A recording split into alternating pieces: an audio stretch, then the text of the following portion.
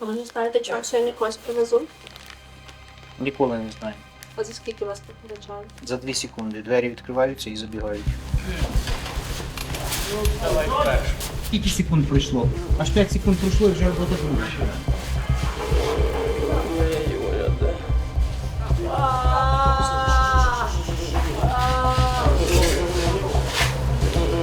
Я на всякий случай запланировал время. Нет, это все правильно. Це стабілізаційний пункт на Бахмутському напрямку. Він лишається досить складним. Росіяни не полишають спроб відновити втрачені позиції біля таких населених пунктів, як Кліщіївка, Андріївка. Сюди також привозять поранених військових з Курдюмівки. Ми провели 2 ночі з українськими лікарями і покажемо вам, яких зусиль вони докладають, аби рятувати життя українських бійців.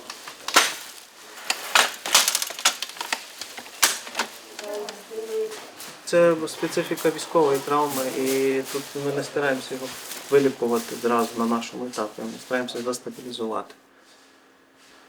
Тут далі етапи йдуть лікування. Якби почали кожного лікувати, то на кожну по 1,5 години треба було витратити, але це так не робиться військові травми. А це нові речі. Це ми йому чисті дали з собою. щоб було. там Все зрізали і повикидували. З опіком обличчя везуть. Та вже один є. Зато З опіком обличчя. Дата народження. 05, 19 року. Так, давай на ноги встанеш. Ноги. Ага. З цими людьми так само, на штабі теж цілодобово. Читайте, цілодобово, бо і вночі піднімають, і вранці, і будь-якої хвилини. Ви бачили, що то не передбачувано просто. Тобто тут, знаєте, як є така на Discovery передача цікава про ломбард. І там цей ведучий, він власник ломбарда, він каже, що я не знаю, що внесуть в ці двері.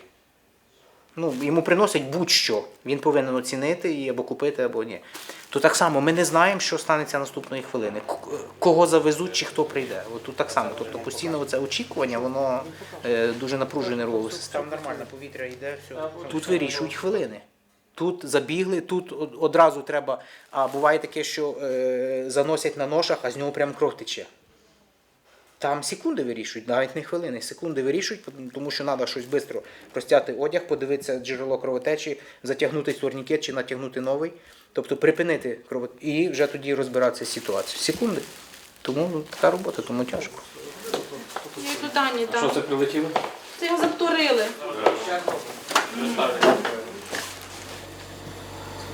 У вас контузія була, тошнило? Коли? Сьогодні. Якщо воно тако прям А тут всі оце одна кучка. Ми Слава. 8 людей несли одного 200, 8 несли другого. Бо я почув цифру 19 300 і я трохи прихилив. Ні. Я так розумію, тільки це першу групу попали в второму. все, я зрозумів. Я так розумію, вийшли заміняти хлопців, так, на позиції? Ми відпрацювали зміну і ще по дорозі зустріли евак 200-м, допомагали виносити. То це евак затурили? Так.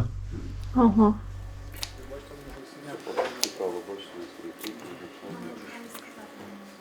Фентаніл пішов? Так.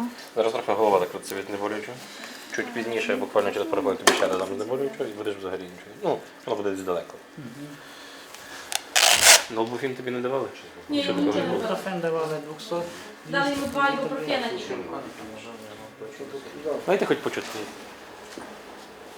Переживаєш, звісно, за кожного переживаєш, навіть за будь-яке поранення переживаєш, бо ти розумієш, там пальця немає, там стопа розірвана, чи ти ж. Я як хірург, я розумію, що буде далі. Що людина інвалід, наскільки він буде страждати, наскільки важко йому буде підбирати протези. І всі проблеми тільки починаються з цього. Це не так важливо саме поранення, як що буде після. Це і голову наче.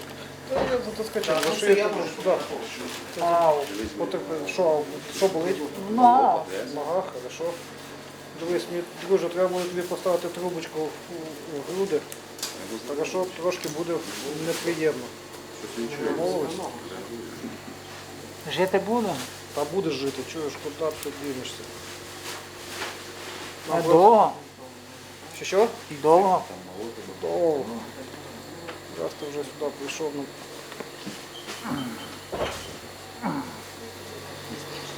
А, ні, ти знаєш, ну, ні, ну, пусти, лежи. Все, тільки фільм. Вбивало поки що так. Вбивало, там далі. Яку групу маєте? Я не знаю. Не знаю, перше. З одним пацієнтом буває працює 6-8 чоловік одразу. Є такі випадки, які ти просто сам в шоці від того всього. Як то? Приходить поранений, в нього було таке досить таке обширне поранення плеча, десь з вог впав, там, я кажу, розірвало, величезна рана. Ну, відповідно, кровотеча. Він якось притиснув собі і все. І він був далеко десь, і він мусив звідти самостійно вибиратися. І він 6 чи 8, я вже не пам'ятаю точно, годин йшов сам при наявності кровотечі, з раною боліло, все кровило, він виснажився. Але він настільки мобілізував себе, настільки налаштувався, що він сказав, ні, я мушу дойти до медичного закладу, якось, щоб мені надали допомогу.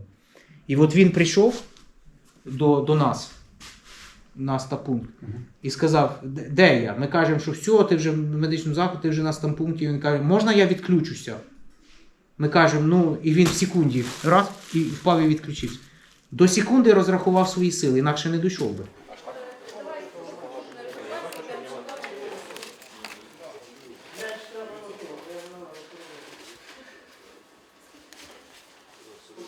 То потім можна буде подивитися просто міщик потім скільки. Ми громадське. Ютуб.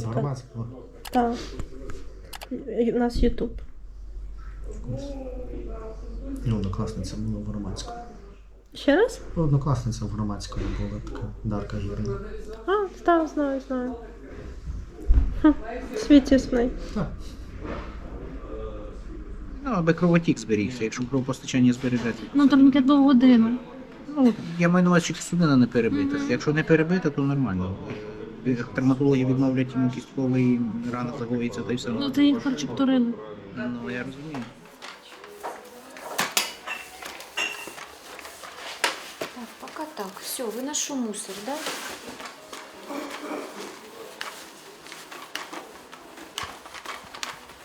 Давай, не спіши, ти бери акуратненько ботинки і я голочку, кофту, все знімай. Я понял. Андрій,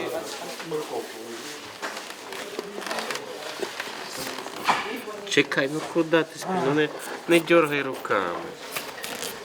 Золота година є, чи все-таки транспортування? хотілося б, щоб вона була. А скільки в середньому? Ми не можемо. Я навіть не від 20 хвилин, да, там поки довезуть саме швидше. І Дубаї 2-4 буває привозять. Ну, ви представте собі ситуацію. Сталося якісь там вибухи. Всі, наприклад, поранений один вижив там із групи. Да? От він собі щось наложив турнікети, хто його витягне? Чекай, я на бороду таку. Ні, не треба в рот, таку на бороду поставлю, щоб не нашарувалося. Верхівки не зачепить. Все, лежи головою. Дивись, робиш помірний вдох і не дихаєш. Затримав дихання. Знімок. Іде обстріл, івак не може добратися до них. Приїжджає один івак, їх обстріляли. Вже поранені з івак-групи, визивають другу івак, щоб забрали вже тих поранених, які за ними приїхали. Це був такий випадок, чи тут, чи на Часовому Яру, я вже не пам'ятаю. І обстріляли другу івак-групу, там поранені. То ті поранені виїхали за тими, тих обстріляли, то вже третя група виїхала забирати хоча б тих, хто вижив. Ну, то таке буває, то яка там золота година? Так, ви можете розслабитися і полежати. Можу попробувати. Все, дихай спокійненько, лежи. Знімок. Є, молодець. Давай на бік. Чуть-чуть. Є? Є, болить? Капуля.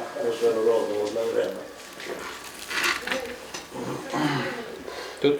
Угу.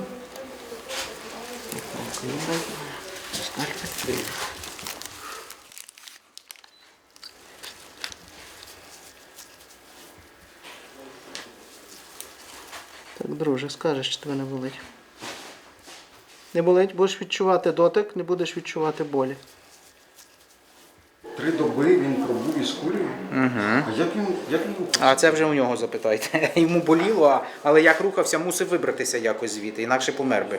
хлопці Розумієте? кажуть, що в якийсь момент він сів і вже не міг просто встати. Не міг, бо вона почала боліти, вона запалилася і почала вже його подразнювати. Таке буває, больовий шок може бути від того.